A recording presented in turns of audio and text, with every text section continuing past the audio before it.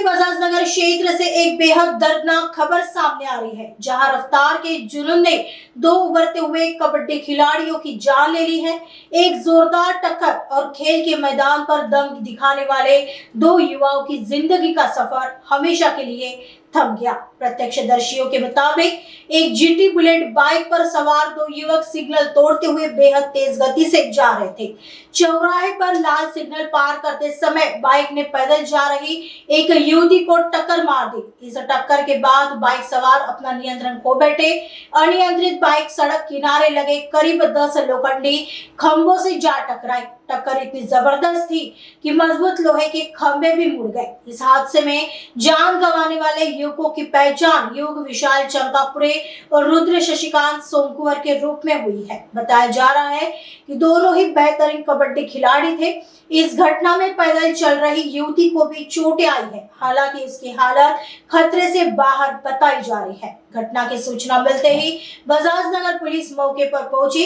Police ने मामला दर्ज कर लिया है और शव को पोस्टमार्टम के लिए भेजकर आगे की जांच शुरू कर दी है। इस हादसे ने एक बार फिर सड़क सुरक्षा और यातायात नियमों के पालन पर बड़े सवाल खड़े कर दिए हैं। क्या चंद सेकंड की जल्दबाजी और रफ्तार का शौक किसी की जान से बढ़कर है?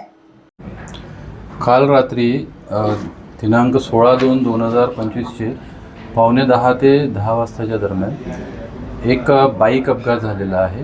त्याच्यात दोन बाईकस्वार हे मृत्युमुखी पडलेले आहेत। त्या बाईकस्वार जे आहे ते लोकमत स्क्वेअरकडून बजाजनगरकडे जात होते। या रस्त्यात ते भरधाव वेगानं जात होते आणि रस्त्यात त्यांची एका महिलेला कट लागली आणि त्याच्यानंतर ती गाडी त्यांच्याकडून कंट्रोल झाली नाही। नवीन बुलेट मोटरसायकल होती आणि ती जाऊन फुटपाथवरच्या जे सिमेंट पोल आहेत, जे फुटपाथवर आता नवीन लागले आहेत, त्यांना जाऊन आदळले।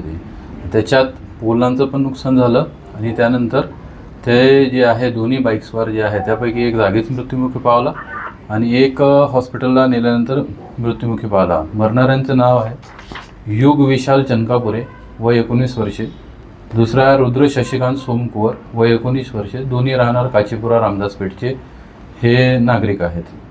त्या वेगाने वाहन चालवल्यामुळे त्यांचा अपघातातून मृत्यू झालेला आहे।